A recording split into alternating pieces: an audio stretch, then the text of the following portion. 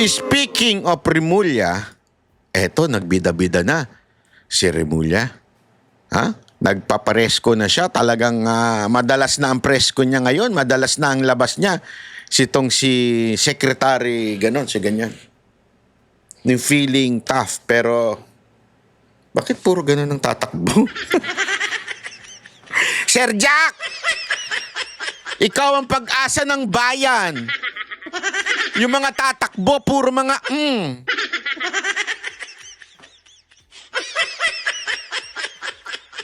Yung bata mo daw si John Vic tatakbo. Kailangan natin si Sir Jack. Eto, pasok. Sinama na po kasama po si Antong siguro may tuturing natin na #1 most wanted sa buong Pilipinas ngayon. He is accused of killing maybe about 100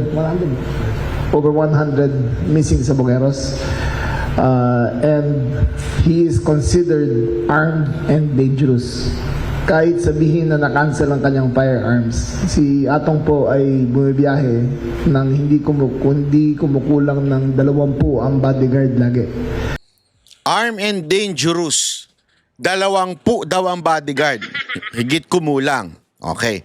Habang piniplay natin ang interview niya, i-play natin yung klase ng paghain ng arrest warrant kay Atong Ang. Based sa sinabi ni Remulla, ni John Vic Remulla, na 20 bodyguards, na most wanted daw talaga. Talagang kilala niya ang Caracas. Sasabihin niya dyan mamaya kilala niya ang Caracas. Tingnan natin kung papaano hinain ang arrest warrant sa kanya. Okay? Eto. Panoorin niyo yan. Habang piniplay natin itong sige, i-play pa natin yan. Sanay po yan sa marahas na pagharap sa mga otoridad. Marahas daw na otoridad. Sanay daw. Kaya ang naghain ng warrant of arrest, 7. 7 yung sinabi nung dyan ng polis Sanay po yan sa marahas na paraan para masolusyonan ang kanyang mga problema. So we consider them armed and dangerous. Ibig sabihin, gagawin ng pulis. Armed and dangerous daw. Yung pulis na naghahain, parang hindi ako sure parang walang baril. Ha? Armed and dangerous. 20 bodyguards. Most wanted. Warrant of arresto. Hindi to search warrant. Warrant of arrest ito. Okay?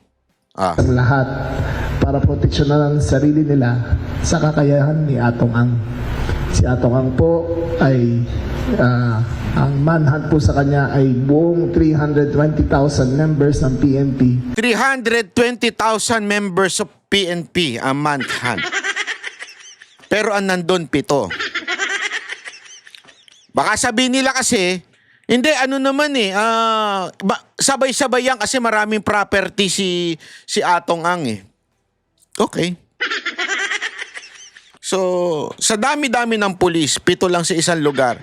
Ilan ba lugar ni Atong Ang? 1,000? Ay hanapin siya sa buong Pilipinas. At lahat ng paraan na kailangan gawin para kunin siya ay gagawin natin. Lahat ng paraan para ayan, nakapamewang na si Sir. Sandali linawin ko lang, wag ho tayo magagalit sa mga pulis Yung mga pulis sumusunod lang sa utos yan. Okay? Hindi naman po nila kasalanan kung 7 lang silang pinadala dyan. Okay? Wag natin silang sisisihin. Yung mga yan nagtatrabaho lang. Ang sisihin natin yung mga pinuno nila. Kita nyo naman, handang-handa sila, may hagdan pa. Pero, may garantasya po kami na walang EJK. Wala pong extrajudicial killing na plano ang Napasok na naman ng mga Duterte. Kayo talaga. Hindi talaga mawawala ang Duterte sa inyong bakubalaryo. PNP. Mag-iingat lang po ang ating mga kawal na hindi sila masaktan sa pagkuha kay Atong Ang. Bakit natin to sinasabi? Alam nyo kung bakit? Naalala nyo yung KOJC siege? Na una-una, hindi nga warrant yun na arrest warrant yun, di ba? Hindi nga warrant of arrest doon kay Pastor Quiboloy kasi wala, iba yun di ba nung tiningnan ni Attorney Torion, iba ang pangalan. Di ba? Tapos, nakita nyo naman kung gaano katindi. Talagang as in, matindi. Paano mo masasabi? Ilang batalyon yung pinadala. And we were there. We saw it. Hindi lang ilang batalyon, ilang drone, ang mga pulis na pumupunta, mahahaba ang dalang baril. Eto. Tandaan ninyo pastor yung hinuhuli doon, na wala pa ni isang masasabi nating kasaysayan ng violence sa buhay nila o sa grupo nila. Walang kasaysayan ng violence. Dito, sinasabi ni Remulla na meron armed and dangerous. Pero nung panahon ni Pastor Quiboloy, hindi naman armed and dangerous ang turing nila Pastor lang Mapayapa. Anong ginagawa sa kanila ng tao? Pinapanalangin sila. Yung mga taga KOJC, pinagpe-pray lang sila.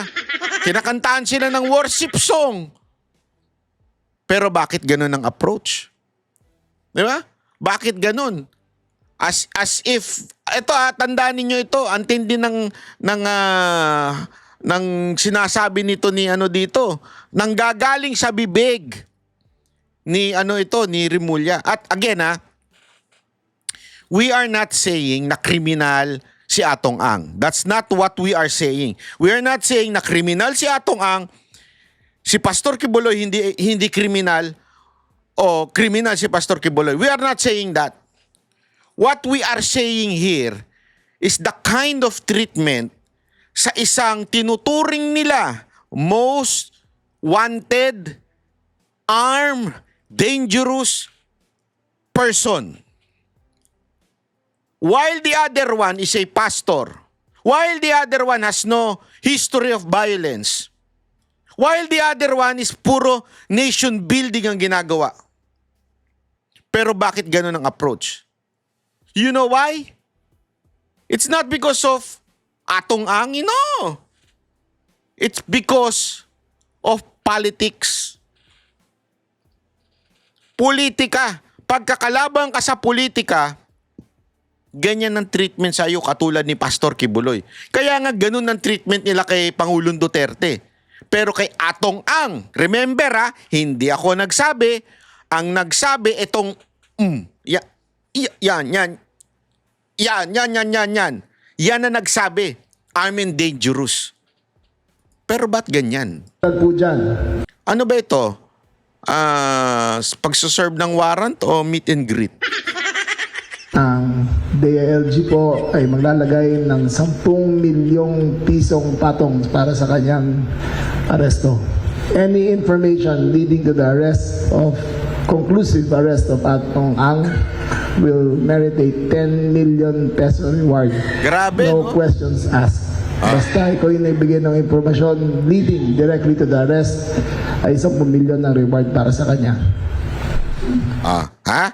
Ngayon, para lang sa kaalaman nyo, ipakita naman natin yung papaano ginawa sa KOJC. The year 2020. Ayan po, habang nagsasalita siya. Any questions? Ms. Karen De Guzman of ABS-CBN.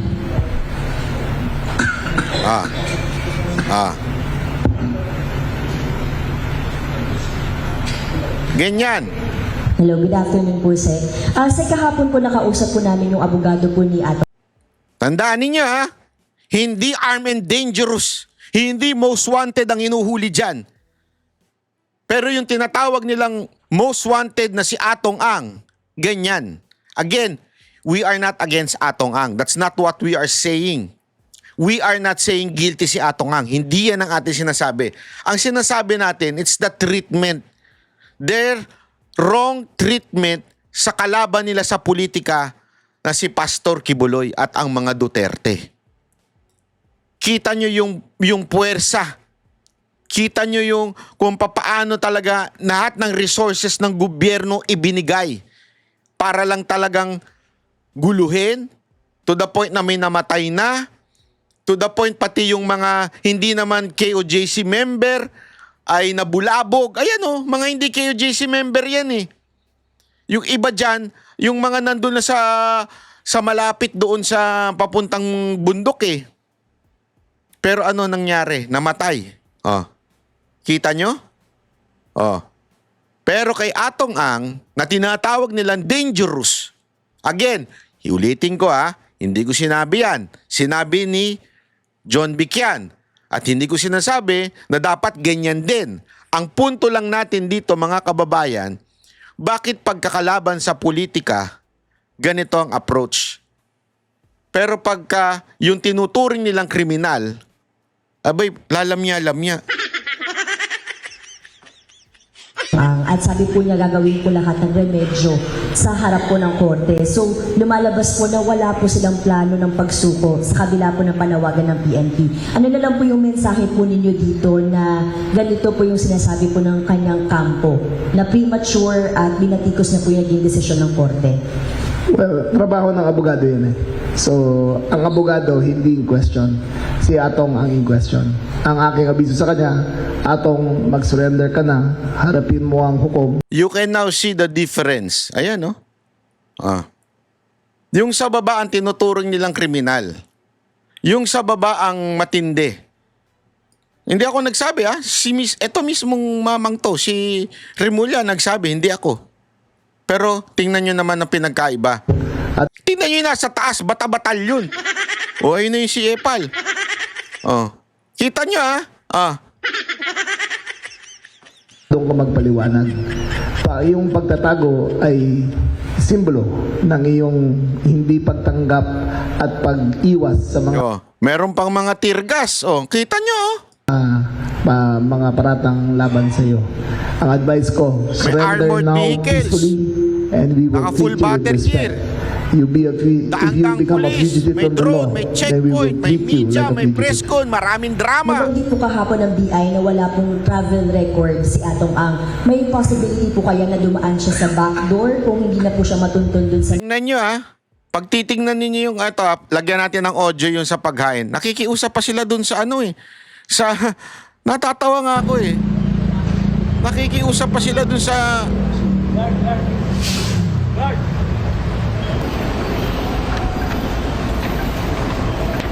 Grabe, no?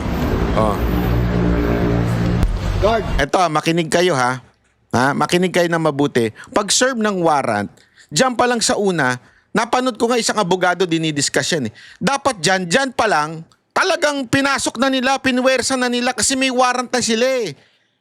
And sabi nga, pagka meron kang suspecha na naandod, definitely nasa bahay eh. Sabihin, bahay ni Atong Ang eh. So dapat, sana yung action nila, hindi ganyan. Diba? As a matter of fact, dapat nga inaresto nila yung humaharang ng gwardya eh. Yun dapat napanood ko yun sa isang lawyer na nagkomento na nagtataka siya bakit ang lamyan ng pagka dito kay Atong Ang. Sabihin, kaya nilang gawin yung ganito, yung nasa taas sa KOJC, kaya nilang gawin yan. Ba't di nila ginagawa dito? Ano to? Negotiation? Remulla, negotiation to? Alamin natin kung negotiation to. Tingnan ninyo, may sasabihin si Remulla dito. Guard. 10 minutes. Kung ayaw nila tayong pagbuksan, i-implement natin yung warrant of arrest. Pati sila a-arrestuin namin.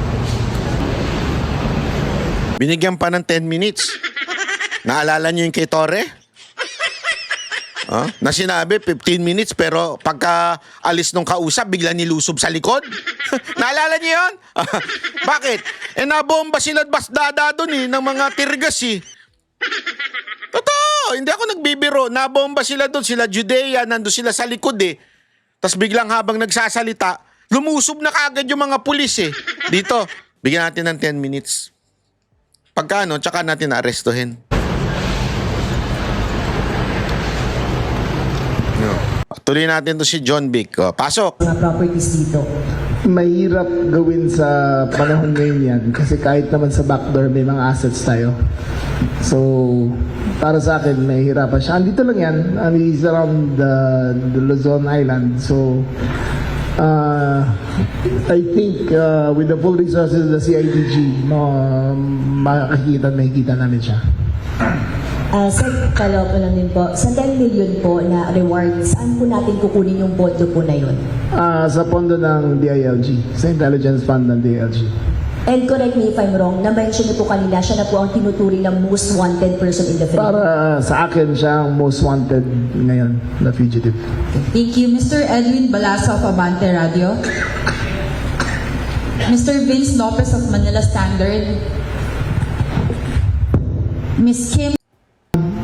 Ang aking pagkaalam, sa kataas-taasan ng pag-abot ng isabong nung yung at the Madali. peak of isabong, Ang paghuli kay Atong Ang sa dami ng pera niya, sa mga assets niya.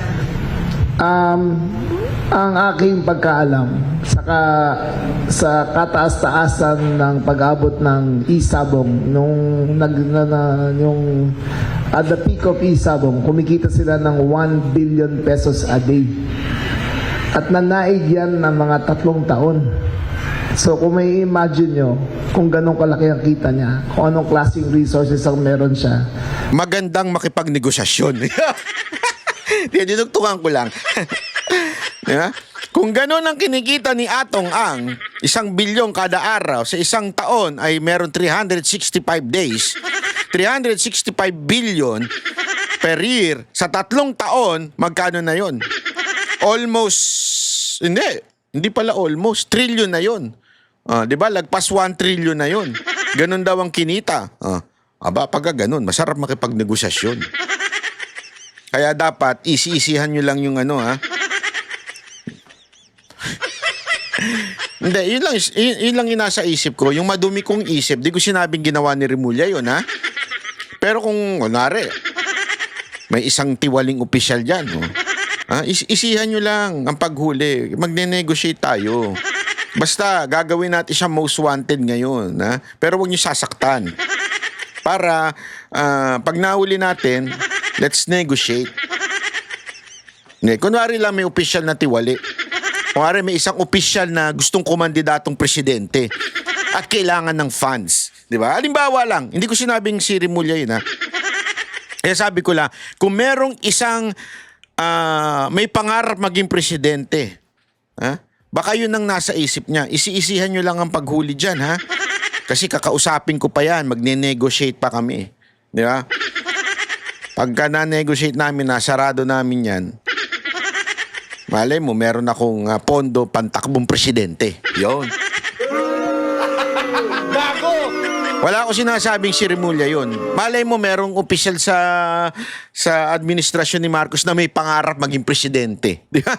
Malay mo lang. Baka ganun ang diskarte. Ano sa tingin ninyo, mga kababayan? Kita ninyo, sige lang.